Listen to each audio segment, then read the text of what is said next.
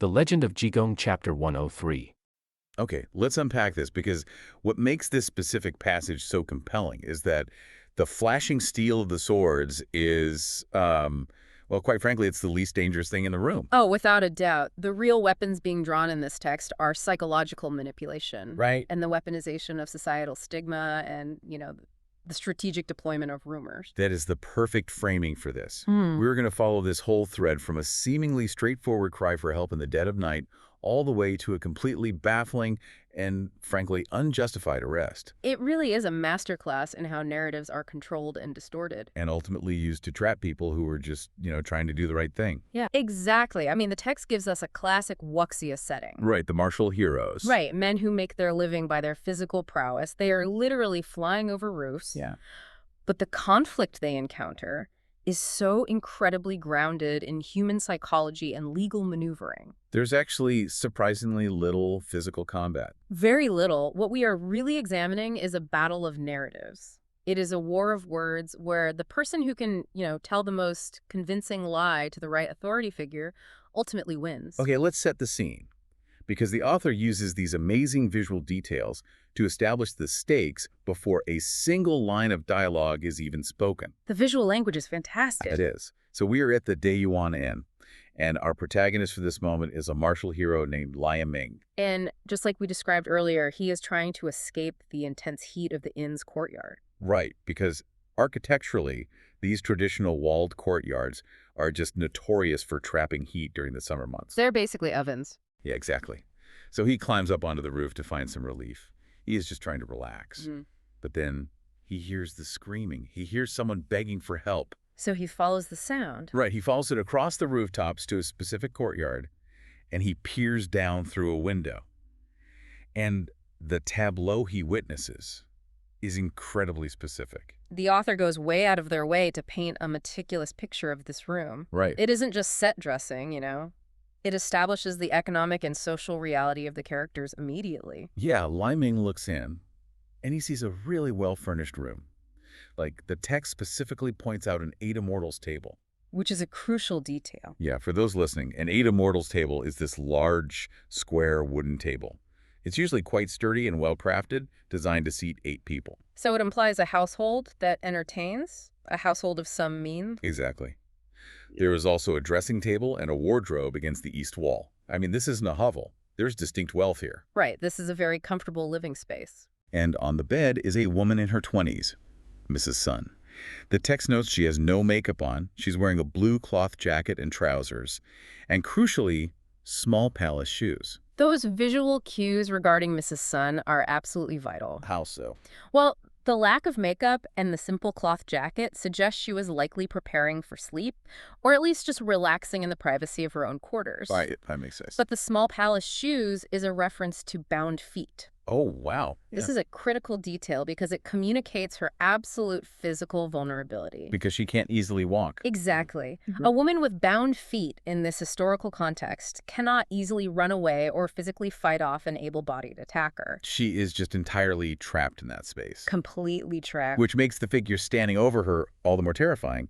It is a man named Sun Erhu. Right. He's also in his 20s, but his presentation is like the exact opposite of refined wealth. Very much so. He is barebacked, wearing only a single unlined vest and light trousers. He has a top knot, and the text describes him as having a face full of horizontal meat. Horizontal meat. It's such a visceral phrase. It really is. I mean, it implies a heavy, fleshy, fierce face, right? A physiognomy that just screams brutality and a total lack of civility. Absolutely. It paints him as a thug. And he is holding a steel knife right to her chest. But, and this is wild, he's just planning it vaguely, the text notes he is pressing the knife specifically to her huagai acupoint. And the precision of that threat is what elevates the scene from a simple assault to a demonstration of absolute terrifying control. Right, because it's a specific target. Exactly. The huagai acupoint is located on the center of the chest, right on the sternum. Oh, wow. In the context of traditional medicine and martial art, targeting that specific spot isn't just about threatening a laceration. Striking or applying intense pressure there can disrupt breathing and cause immense pain. So he's not just waving a blade around trying to look scary. No, not at all. By placing the point of the knife exactly on the sternum, He is showing both her and Lai Ming, who is watching through the window, that he knows exactly how to inflict maximum physical suffering Yes. without accidentally delivering, like, a fatal glancing blow to the throat. He has her completely pinned. Precisely. It implies a degree of martial knowledge, or at least a very practiced hand at intimidation. Right. His physical dominance of the space is absolute, and his verbal threat aligns perfectly with that brutality. Yeah, he tells her that if she doesn't tell him the truth, he won't just kill her, because that would be too easy. He threatens to slice her to pieces. Right, one cut at a time. It is a literal promise of torture. It is a horrific situation. And this is the exact moment where the wuxia genre conventions tell us Lai Ming should just kick down the door. It's perfectly set up for it. Right. He sees a brutal thug threatening to torture a physically vulnerable woman in her own bed. The stage is totally set for the hero's entrance. But then Mrs. Sun offers a defense that is so utterly bizarre, it just completely derails the momentum. I couldn't believe this part. She is screaming for help, yet she says to Sun Erhu, "I was just burning paper money to summon ghosts. What grudge or enmity do I have with you that you come threatening me with a knife?" Burning paper money to summon ghosts. Right. It is a line that immediately introduces a profound layer of strangeness and, well, ambiguity to what looked like a straightforward domestic assault. It completely stopped me in my tracks when I read it. Yeah. Because burning paper money is, of course, a deeply traditional practice for honoring ancestors, right? Right, or appeasing spirits. But doing it in the middle of the night Yeah. and explicitly claiming you are summoning ghosts as a man is holding a knife to your chest just makes no sense in the immediate context. And that lack of sense is exactly the point. Oh, really? Yeah, it signals to Lai Ming and to us as the audience that there is a massive amount of context missing. Okay, I see. This isn't just a random highway robbery. This is a highly specific, deeply personal conflict. Right. And jumping into the middle of it without knowing why she is allegedly summoning ghosts or what truth he is trying to extract from her is incredibly dangerous. Which leads to the most surprising part of this entire sequence. Lai Ming actually gets angry. The text says his ki rushes up, meaning his internal energy, his martial fury, is triggered. He's ready to fight. His instinct is to smash through the window. But then he stops. He pulls back. Yeah. He forcibly suppresses his own heroic instinct. He thinks to himself that he shouldn't be rash. He actually remembers the advice of his traveling companion, Chen Liang, who is asleep back at the inn. And that advice is highly pragmatic. Right, it's like, you have to be sharp-eyed. If you can manage it, manage it. If not, don't. Exactly. So instead of saving the woman who is literally seconds away from being sliced to pieces, Lai Ming turns around, creeps back across the roofs, goes back to his room, wakes up Chen Liang, and basically asks for a consultation on whether they should intervene. It is a brilliant subversion of the impulsive hero archetype. It really is. I mean, to Yeah. modern sensibilities, it might almost look like cowardice, right? Or the bystander effect. Yes. But it is actually a highly calculated risk assessment based on the reality of their profession. Wait, let's unpack that professional reality because it completely recontextualizes his hesitation. Lai Ming and Chen Liang aren't just wandering do-gooders, are they? No, they are professional bodyguards. Right. They are part of the Baozhao system martial escorts who make their living traveling through potentially hostile territory. Exactly. So their entire livelihood depends on their ability to navigate these complex social and legal landscapes. Without getting themselves or the goods they are protecting destroyed. Right. In this world, jumping blindly into a private courtyard to interrupt a domestic dispute is a fantastic way to get legally implicated in a crime you didn't commit. Oh, yeah. Or to spark a feud with a very powerful local clan. Lai Ming explicitly notes that this isn't a highway robbery. It's happening inside a private residence. Exactly, and there is an interrogation happening. He knows he lacks the crucial information needed to act safely. It's a survival mechanism. Yeah. He is putting on the brakes because the environment itself is a trap. Completely. And when he wakes up Chen Liang's initial reaction is equally pragmatic.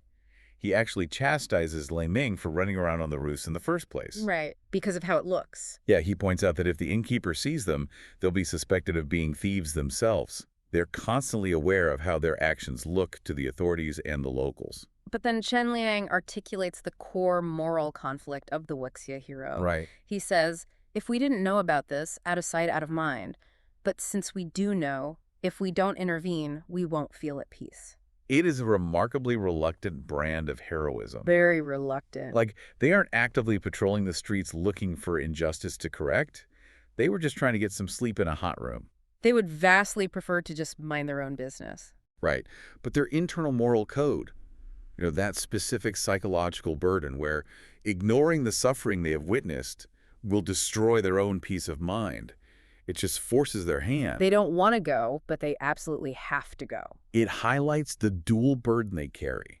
Like they are bound by this rigid code of chivalry and righteousness, but they're also deeply cynical about the bureaucratic and social traps of the world they operate in. They understand that acting morally often carries severe, tangible penalties. And their approach to intervening really reflects that caution. They don't just sprint down the street and kick the front door in. No, they take the scenic route. Yeah, they get fully dressed. They make absolutely sure not to wake the innkeeper so as not to cause a disturbance. They're being very deliberate. And they go back over the roofs, leaping from building to building, to approach the courtyard stealthily.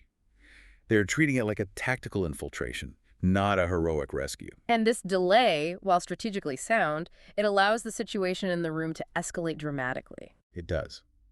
Because when they finally look through the window again, the threat has turned into active violence. Sun Erhu is no longer just holding the knife to her chest. No, he is actively beating her.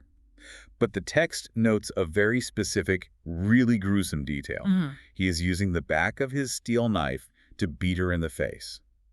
He hits her several times in a row, drawing blood, leaving her face battered while she cries and screams. That detail, using the back of the blade, is crucial for understanding Sun Erhu's intent. Why is that? Because he is not trying to kill her. If he wanted her dead, he would use the edge. Oh, that makes sense. By using the blunt spine of a heavy steel knife to strike her face, he's trying to inflict maximum pain, physical terror, and, permanent disfigurement. That is just awful. He is torturing her to force a confession or to break her will entirely. So seeing this torture, the heroes finally make their move. They drop down, they enter the outer room, and approach the open door to the inner bedroom. The tension is peaking here. And after all this buildup, after the roof jumping and the tactical planning, Chen Liang lifts the curtain, steps into the room, and just says, "Friends, excuse me, why use weapons in the middle of the night?" It is so casually polite. It is the most polite, casual interruption to an active torture session I can even imagine. Well, it is a highly deliberate de-escalation tactic. Oh, you think so? Definitely. Chen Liang is projecting calm, unwavering authority. By not immediately drawing his own weapon or shouting, he is signaling that he is in complete control of the situation. Okay, I can see that. He is forcing Sun Erhu to pause and engage intellectually rather than purely physically. Right. But the real power of their entrance lies in the visual contrast between the two heroes. It really is an incredible image. So Sun Erhu whirls around, startled, and he is confronted by these two men. On one side is Chen Liang, who the text describes as a handsome, refined figure. He looks reasonable. Right. But right next to him is Ming. And Ming's physical description is straight out of a nightmare. It is very striking. He has a red beard and an indigo blue face, accompanied by a terrifying, fierce expression. A literal blue face and red beard. Yeah. Now, for the listener, it is important to understand that in traditional Chinese vernacular fiction, and heavily in Chinese opera, these dramatic, unnatural physical traits are not meant to be taken entirely literally as medical conditions. Right. They aren't actually suffering from some disease. Exactly. They are semiotic shorthand. They are designed to instantly communicate a character's inner nature and temperament. Like the painted faces in Peking opera. You see the color. You know the soul of the character. Exactly. In the Jing role type, the painted face roles, a blue face often represents a character who is fiercely loyal, remarkably stubborn, aggressive, and possesses immense, almost supernatural physical strength. Oh, wow. And a red beard only amplifies that fiery, volatile, and aggressive persona. So it's an immediate signal. Yes. So when Sun Erhu, who is essentially just a local bully, turns around in the dead of night and sees this towering, brightly colored, demonic-looking figure glaring at him, it is instantly paralyzing. I bet. The visual alone communicates that Ming is capable of just ripping him apart. It works perfectly. Yeah. Sun Erhu drops the knife immediately. The fight drains right out of him. He totally pivots. He goes from torturing a woman to suddenly acting like a highly polite host who's just been caught in a minor faux pas. It's quite the tonal shift. He asks for their names, and Chen Liang introduces them, clearly stating that they are professional bodyguards from Zhenjiang Prefecture, currently staying at the local inn. and that they intervened because they have martial arts training and heard the screaming.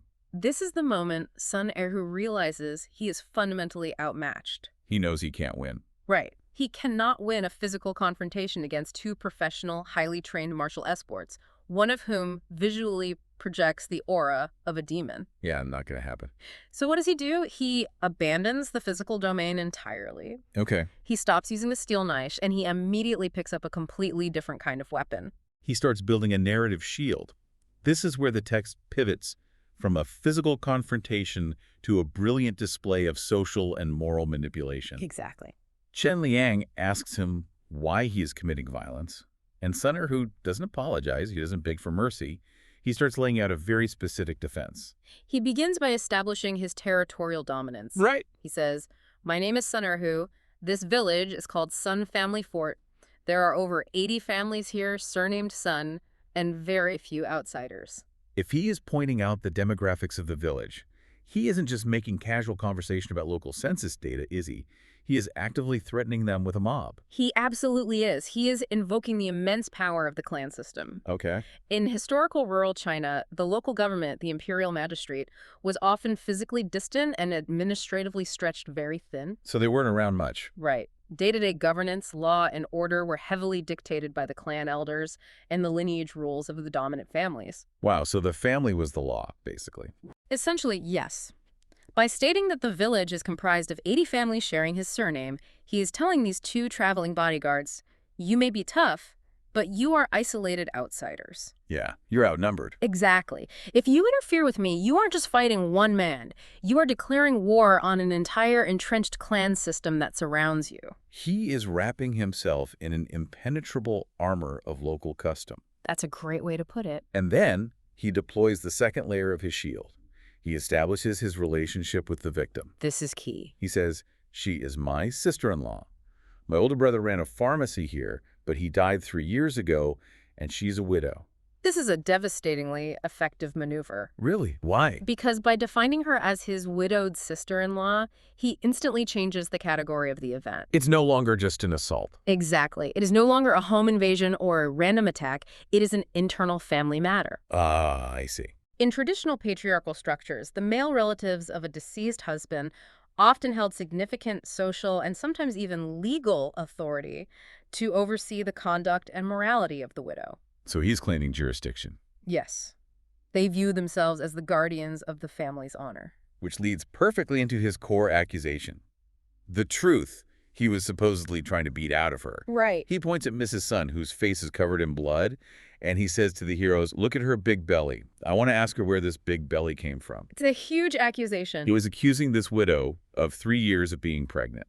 He is accusing her of illicit sexual infidelity. It is a brilliant, if horrific, psychological pivot. Yeah. Sun Erhu understands the moral code of the men standing in front of him.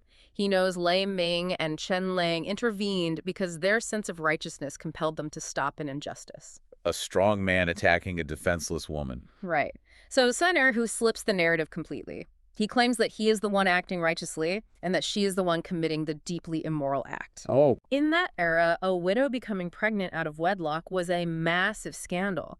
It brought deep shame upon the deceased husband's entire lineage. Right. So Sun Erhu is trying to legitimize his violent torture as a necessary, even mandated act of family discipline. He is banking on the idea that these honorable, rule-following men will want absolutely nothing to do with a family punishing an unchaste widow. And the most frustrating part of reading this text is that his strategy almost works perfectly. It really does. Yeah. Because the second Chen Liang hears the phrase family matter and the accusation regarding the widow's chastity, his entire demeanor shifts. He backs down entirely. Yeah, he immediately backs in. He says, "If this is a family matter, how can we manage it?" It is a stunning display of the power of social contamination. Social contamination. Yes, the mere allegation of sexual impropriety creates a radioactive zone that these brave vigilantes refuse to step into. Chen Liang even goes so far as to offer philosophical advice to the abuser. It's crazy. He tells Sun Erhu, "Even the emperor cannot protect or control his own entire clan. How much less can you or I as commoners? I advise you to just let it go." That analogy is incredibly revealing about the limitations of their worldview. How so? Well, Chen Liang is acknowledging that family politics are inherently messy and impossible to police perfectly, even for the most powerful person in the empire. Right. He is urging Sun Erhu to abandon his role as the moral enforcer of his clan. But look at what Chen Liang completely fails to do. He doesn't condemn the violence. Not at all. He doesn't say, it doesn't matter what she did, you cannot beat a woman in the face with a steel knife. Yeah.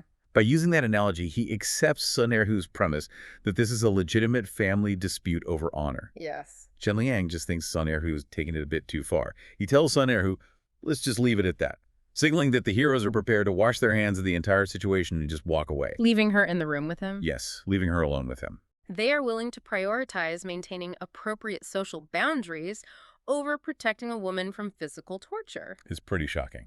It shows how deeply entrenched these patriarchal norms were, that even righteous heroes would defer to the authority of a distant brother-in-law over a widow. Right. So, sensing victory, Sun Erhu tries to engineer a clean getaway. He says, great, since you say not to manage it, I'll leave. You two can stay here. He tries to slip away. But he slips up. Ming, who we established is much more blunt and less concerned with polite diplomacy than Chen Liang, immediately catches the logical flaw. Right. Ming says, wait, why are you leaving and we are staying? That makes no sense. This isn't our house. It's a great catch. Yeah, and Sun Erhu realizes he overplayed his hand, gets terrified of Ming's demonic face all over again, and quickly agrees that they should all leave together. He is desperate to extract himself from the physical danger while he still controls the narrative. Exactly. And just as the three men are turning their backs, preparing to walk out the door and leave this battered woman alone in the dark, the narrative flips a third time. This is a great moment. The victim finally reclaims her voice. Mrs. Sun calls out, benefactors don't go. Not a single word he just said is true. Up until this precise moment, Sun Erhu has entirely dictated the reality of the room. Yeah, he ran the whole show. He defined the space, the relationships, and the crime. Now, Mrs. Sun is dismantling that constructed reality piece by piece. And she does it with incredible precision. She starts by attacking his social shield. She confirms that her maiden name is Kang, and yes, she is the widow of a son who ran a pharmacy. She completely destroys his claim of being her brother-in-law. She states she didn't even know who he was when she married into the family. Right. And she defines their actual relationship with a very specific legal phrase. She says Sun Erhu is a distant relative who is beyond the 5 mourning grades. For anyone unfamiliar with historical Chinese social structures, that phrase, beyond the 5 mourning grades, or wufu, is arguably the most important sentence she speaks. Really? Yes, it is a precise legal and social counterstrike. I knew it had to be a legal defense, not just a familial clarification. How exactly did the mourning grades dictate authority?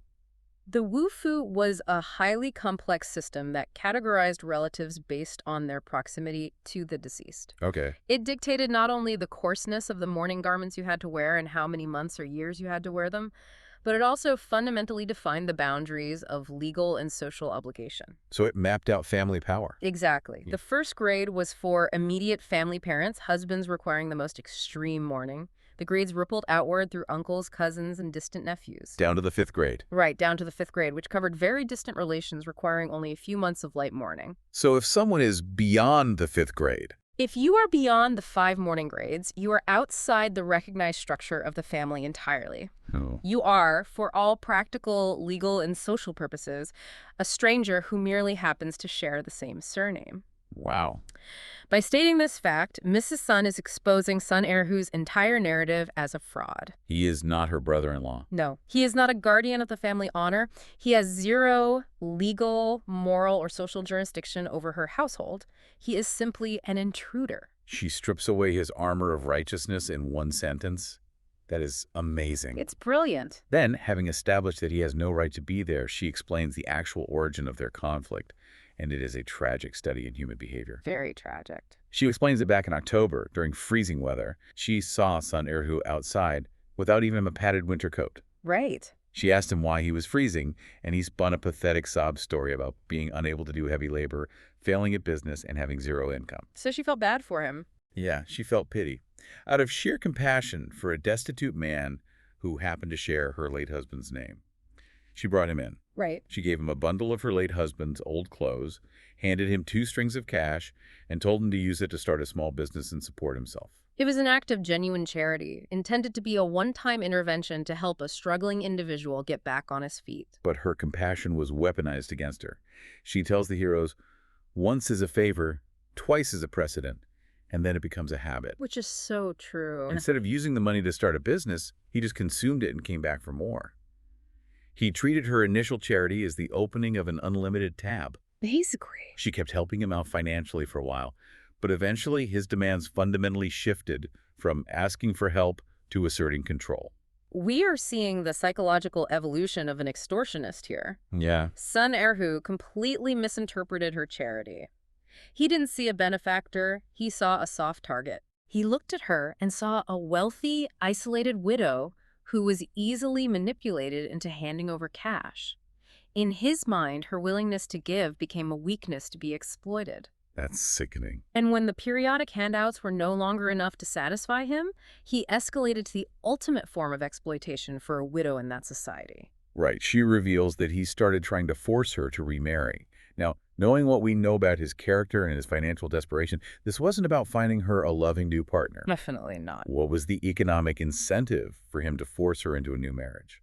The economic incentives were massive. If he could successfully orchestrate her remarriage, he could position himself to collect and pocket a substantial bride price from the new husband. Oh, wow.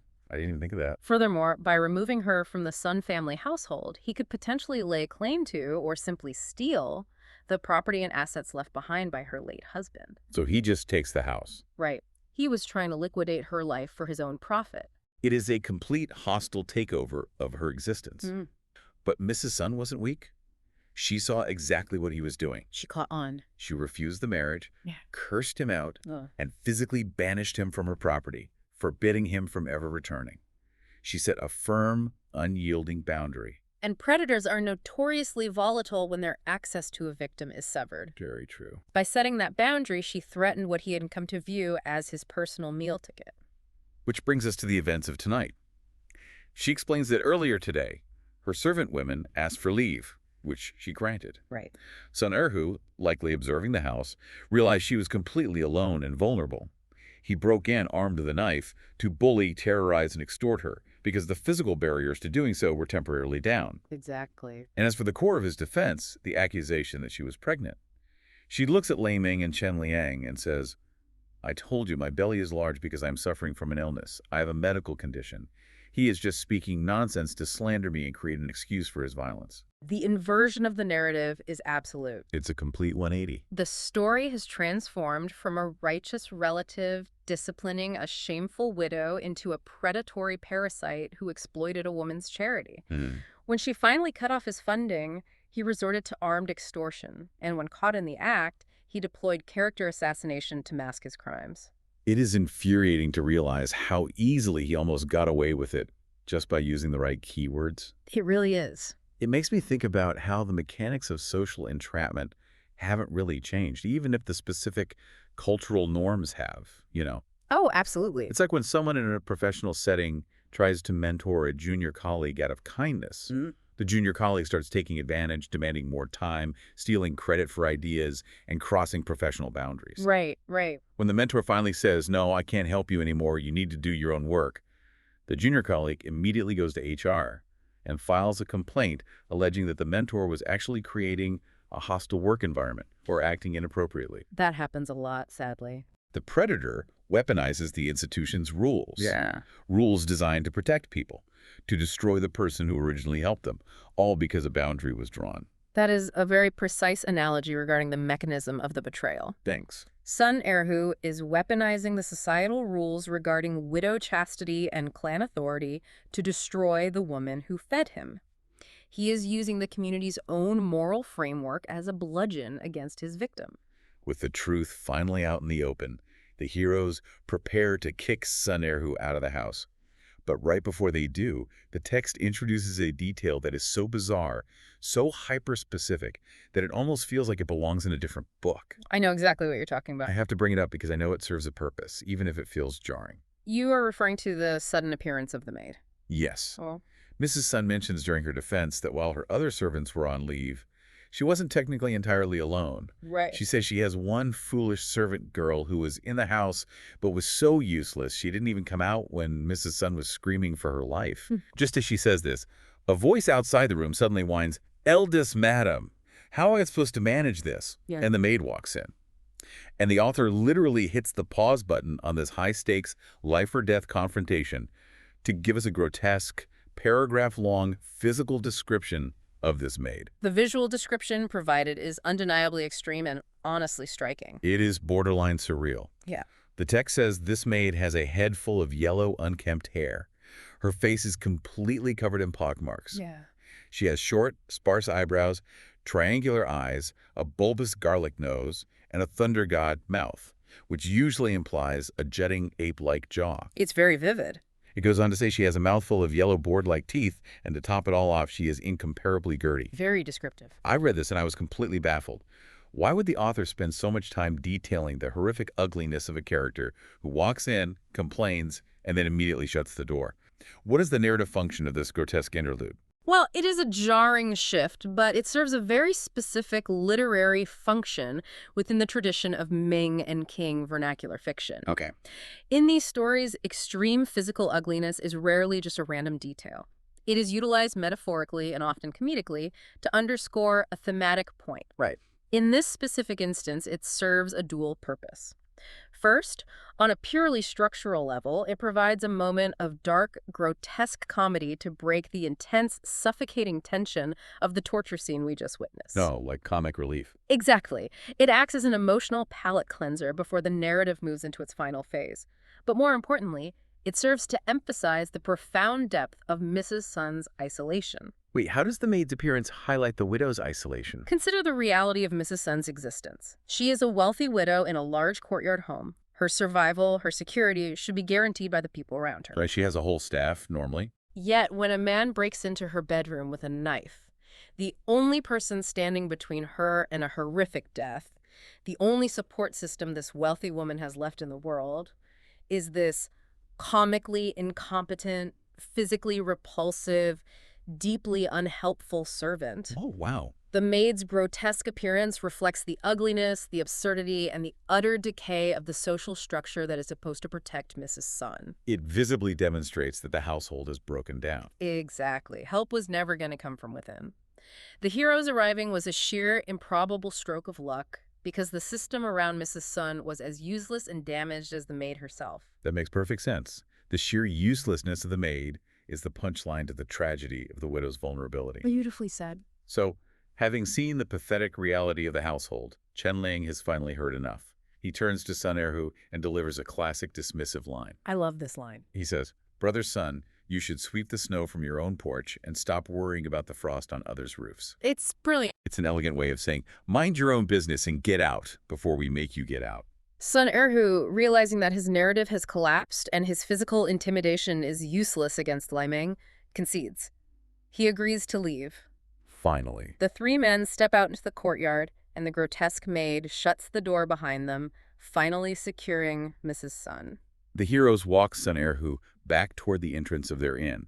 And here, Chen Liang, who is still somehow trying to maintain a veneer of societal politeness despite everything that has happened, actually invites Sun Erhu in. It's so strange to modern readers. He says, "Come in and sit for a bit." Sun Erhu declines. He says, "You two are staying here. I'm leaving. Excuse me, I'll thank you another day." Right. Chen Liang essentially tells him to just go home and sleep it off. But then Sun Erhu drops a piece of information that should have set off every alarm bell in their heads. The biggest red flag. He casually mentions, "I still have to go into the city." This is a massive tactical error on the part of the heroes. It is a glaring red flag that they completely ignore. Right, because Chen Liang asks the obvious logistical question. How are you going to get into the city in the middle of the night? The city gates are closed and locked until dawn. Valid question. And Sun Erhu replies, "There's a collapsed section of the city wall. I can get through there." And then he just walks away into the dark. This is the moment the heroes fail to ask the most important question. Which is? Why is a man who was just thwarted in a violent extortion attempt, risking injury to sneak into a walled, locked city in the dead of night through a broken wall instead of simply going home to his own bed in the village? But Ming and Chen Liang don't push it. They just watch him go, sneak back into the Diwan Inn, get back to their room, and Chen Liang sighs and says, well, we saved a life anyway. Huh. Tomorrow we need to leave early, though, lest there be any after effects. Yeah. Ming, who is incredibly naive in this moment, just waves it off and says, it's fine, let's sleep. They genuinely believe they have resolved the issue. They really do. They think they've done their good deed, brushed the dirt off their hands, and can just wake up and move on to the next town. It perfectly highlights their fatal blind spot. They possess immense confidence in their physical prowess and their moral authority. Right. They believe that because they won the confrontation in the courtyard, the conflict is over. They have a fundamental naivety regarding the administrative power of the state. Oh, yeah. They assume justice operates solely on the level of personal martial intervention. They're about to learn a very hard lesson about how power actually operates. A very hard lesson. The sun comes up, the heroes wake up, refreshed, and begin getting ready to hit the road. They are planning to travel onward to Kwazhou Prefecture. They order food and wine, eat a calm breakfast, and pay their tab with the innkeeper. They were literally seconds away from walking out the door and leaving this entire narrative behind. The pacing here is deeply intentional. The author brings them right to the threshold of escape to maximize the shock of what happens next. Just as they are about to step out, a group of men suddenly swarms the inn. It isn't just one or two local guards. No, it's a squad. It is 2 head constables and 8 fully armed officers from Changshan County. 10 agents of law enforcement roll up to the front desk. That's a lot of heat. They don't look around aimlessly. They're incredibly targeted. They ask the innkeeper, we know you have a guy named Li and a guy named Chen staying here. Which room are they in? Notice the immediate and overwhelming shift in power dynamics here. Yeah. Just a few hours ago, in the dark courtyard, the heroes were the ultimate unquestioned authority. They dictated who stayed, who left, and what the truth was. Right. Now, in the light of day, the organized authority of the state has arrived, and it renders their martial arts completely irrelevant. I do want to take a second to highlight the innkeeper's reaction, because it was genuinely surprising. It is very noble. You'd expect an innkeeper to immediately throw them to the wolves to save his business. The officers demand to see the heroes, and the innkeeper goes to fetch them. When he brings Ming and Chen Liang out, the officers bluntly inform them, you two have a lawsuit to fight. Chen Liang asks who is suing them, but the officers refuse to provide any details. They just shut him down. They simply state that the magistrate has issued a signed warrant, and they must come to the yamen, the local government office and court. And this is where the innkeeper steps right in between the 10 armed officers and the heroes. It's an incredible moment. He tells the police, whatever these two are involved in, count me in. They are my guests, their business is my business. Please don't take them away.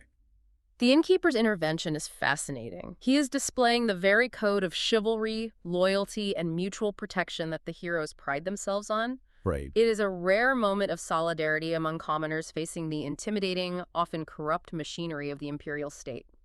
He is willing to risk his livelihood to protect his guests. But the officers are entirely unmoved. They tell the innkeeper they have no authority to negotiate. They're just executing a signed warrant from the magistrate. They're just doing their jobs. And here is where Ming and Chen Liang demonstrate the rigid constraints of their heroic code. The text explicitly states that they are true heroes who don't fear the knife or evade punishment, who don't fear death or covet life. They are very stoic. They don't fight. They don't try to leap over the roof and escape. They agree to go peacefully. Chen Liang even turns and reassures the brave innkeepers, saying, don't worry. We aren't murderers or robbers with records everywhere. We don't even know what this is about. It must be someone else's evil fire. No matter how big this gets, it won't implicate your inn. Their stoicism is commendable, and it aligns with their self-image as righteous men.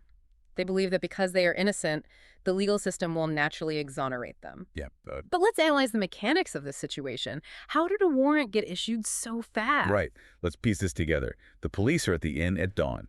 They know exactly who they are looking for by name. Precisely. The only way that happens is if someone provided those names to the magistrate the second the yamen opened its doors. And who would do that? Sun Erhu.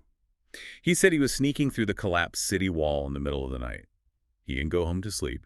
He went straight to the government office to beat them to the punch. Precisely. Sun Erhu is a predator, but he is a highly adaptable one. Clearly. When he realized his martial intimidation and his clan-based social manipulation had failed against the heroes, he didn't give up. He simply escalated to a higher system of power. Wow. He weaponized the bureaucracy against them. He used the state as his own personal thug. Yes. By sneaking into the city and waiting for the yamen to open at dawn, he ensured that he was the first person to speak to the magistrate. He got there first. He got to establish the narrative before the heroes even finished their breakfast.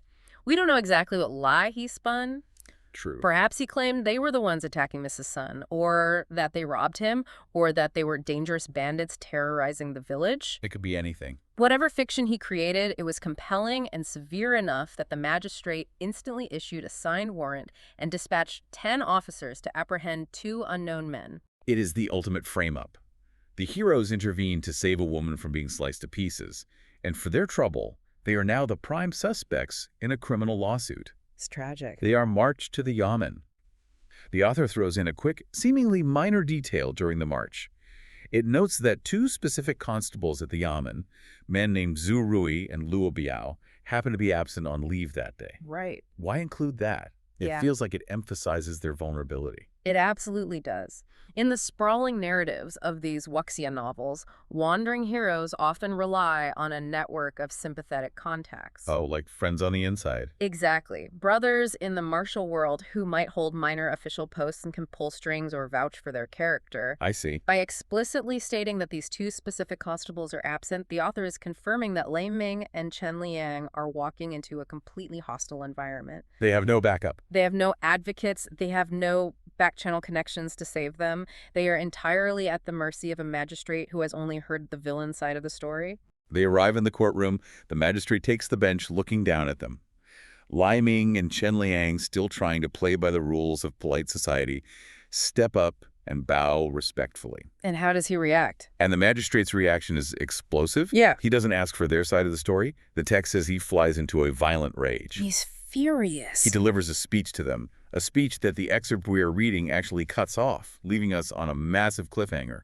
But it is something so shocking, so deeply insulting or aggressively accusatory, that both these seasoned stoic men literally change color in anger. The sheer suffocating frustration of the heroes in this moment is palpable. I can't even imagine. It is the culmination of the story's themes. They operated exactly according to their internal moral compass. Right. They didn't act rashly. They assessed the situation. They intervened without using unnecessary lethal force. They uncovered the truth through dialogue. And they showed incredible mercy by letting a violent extortionist walk away unharmed. And their reward for perfect moral conduct is standing in front of a screaming judge, being accused of a crime they didn't commit, all because they let a scammer out of their sight for a few hours.